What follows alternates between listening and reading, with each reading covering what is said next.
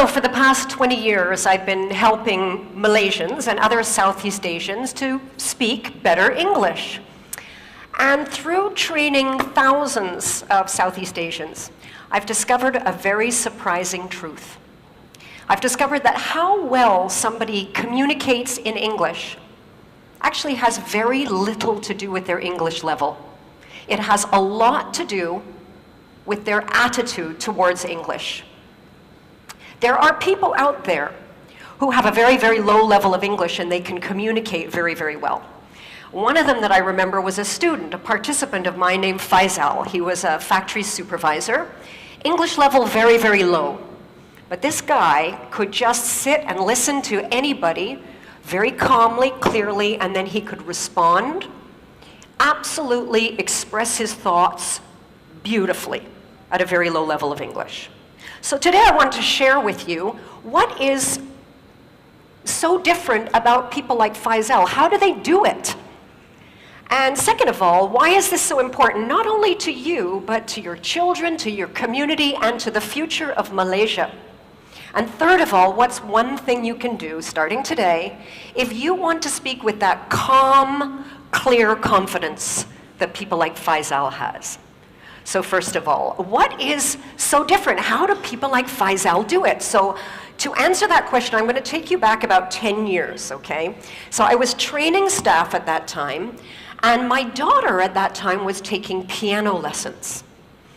And I started to notice two really strong similarities between my daughter's attitude or thinking towards playing the piano and a lot of Malaysians' thinking or attitude towards English. Now, first of all, I should tell you, my daughter absolutely hated piano, hated the lessons, hated practicing. This is my daughter practicing piano, okay? This is as good as it got. This is the real thing. And she dreaded going to piano lessons because to my daughter, going to piano lessons, she was filled with this sort of dread because it was all about not screwing up, right? Because like for a lot of piano students, to both my daughter and her teacher, her success in piano was measured by how few mistakes she made.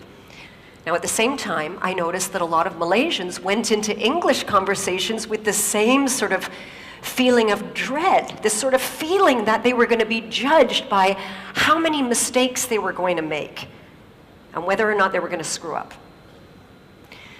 Now, the second similarity that I noticed was to do with self-image. You see, my daughter, she knew what good piano sounded like, right? Because we've all heard good piano. And she knew what her level was, and she knew how long she'd have to play for to play like that. And a lot of Malaysians, I noticed, had this idea of what good, proper English is supposed to sound like, and I see a lot of you nodding, and what their English sounded like, and how far they'd have to go to get there. And they also felt like they were, like my daughter, just bad. Bad piano player, bad English speaker, right? My English not so good lah, cannot, sorry ah, shaya, cannot ah. So I could see these similarities, but I still couldn't figure out, okay, what is it about these people like Faisal that are so different that can just do it smoothly, calmly, with confidence? And one day I discovered that answer, and I discovered it quite by chance. It was a day when my computer broke down and I had to go to a cyber cafe. Now, okay, it was my first time, and I discovered cyber cafes are disgusting places, okay? They're really gross. They're smelly, and they're filled with boys, and they're all playing noisy, violent games. They're just disgusting places. But I had to go there. So I sit down, and I start noticing this guy beside me, and I become very, very interested in this guy next to me. Now, this guy is playing this game that is basically, it's like shooting people until they die, and that's it, right? That's the game, right? And I'm noticing that this guy is not very good. He's like, in fact, terrible, right? Because I'm looking and I'm seeing like a lot of shooting and not much dying, right? But what really interested me was behind this lousy player were 3 of his friends sort of standing there watching him play. And what I really noticed was, even though this guy was terrible, even though his friends were watching him, there was no embarrassment. There was no feeling of being judged. There was no shyness. In fact, quite the opposite. This guy's like totally focused on the bad guy, smile on his face. All he can think about is killing these guys, right? And I'm watching him and I suddenly realized, this is it. This is the same attitude that people like Faisal have when they speak English. Just like this guy, when Faisal goes into an English conversation, he doesn't feel judged. He's entirely focused on the person that he's speaking to and the result he wants to get. He's got no self-awareness, no thoughts about his own mistakes. Now, I want to share with you a real, true example to paint a picture of somebody who speaks English like they're playing piano and someone who speaks English like they're playing a computer game. And this is a true story. Happened to me. A while ago, I was in a pharmacy. I had to buy Omega. My doctor said I should get Omega.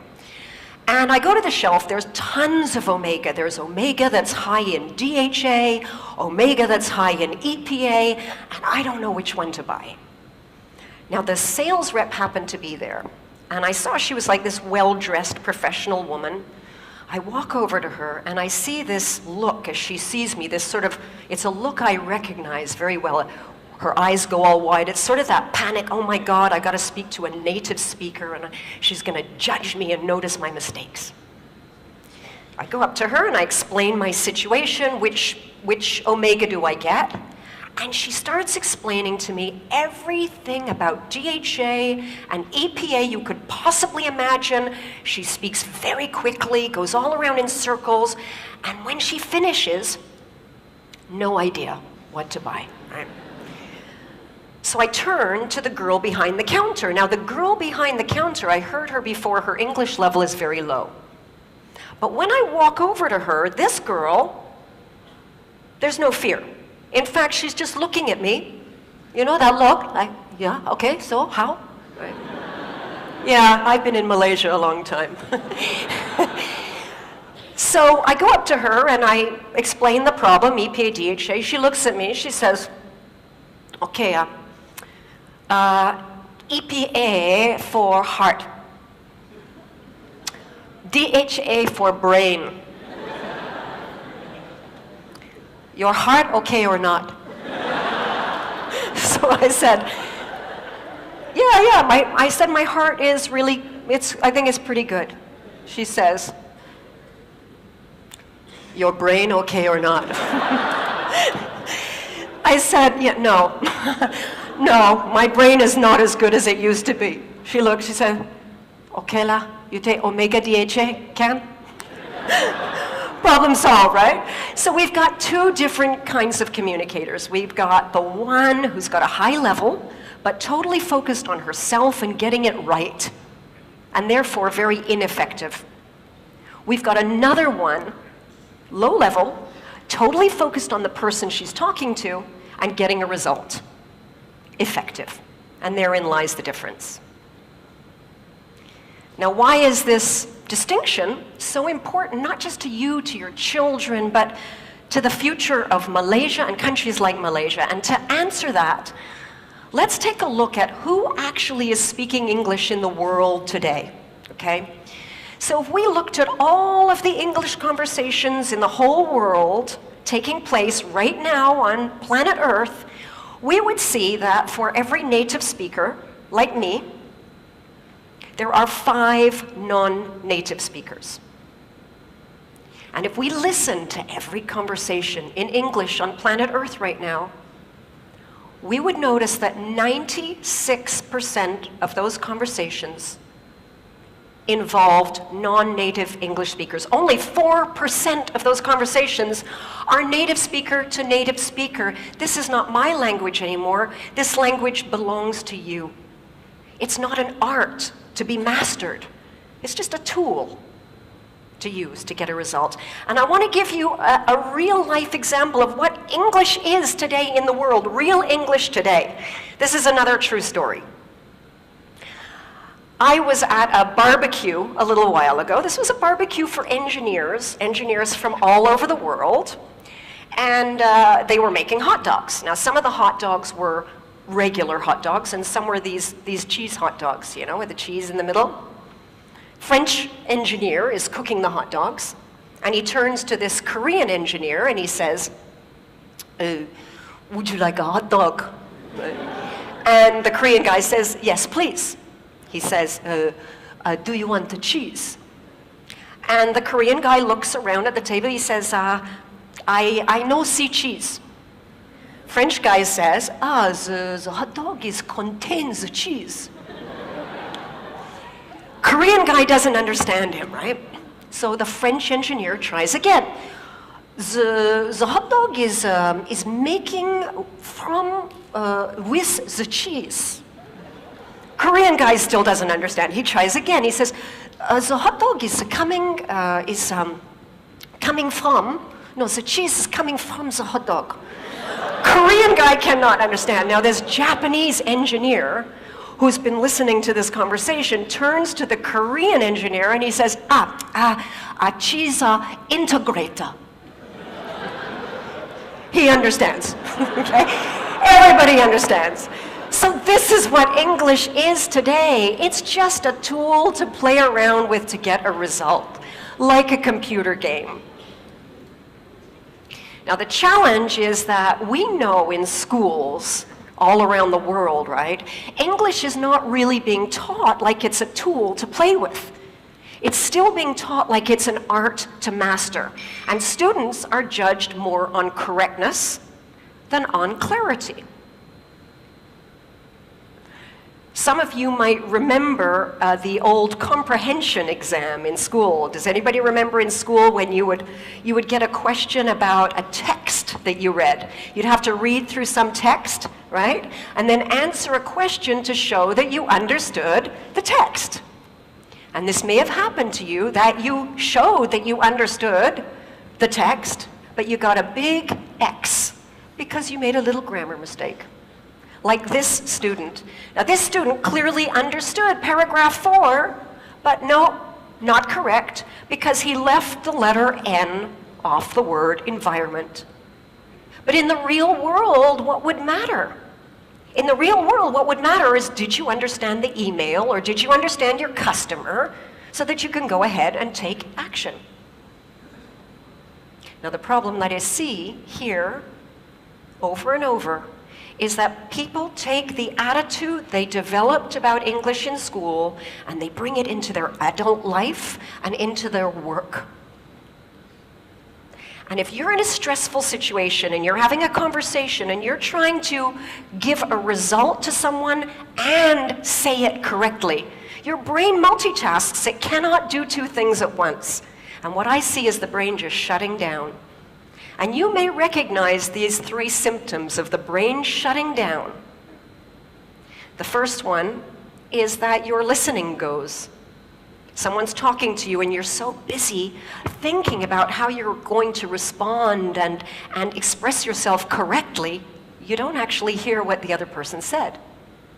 And I can see a lot of nodding in the audience. The second thing to go is your speaking. Your mind sort of shuts down and that vocabulary you do know just disappears and the words don't come out. The third thing to go is your confidence.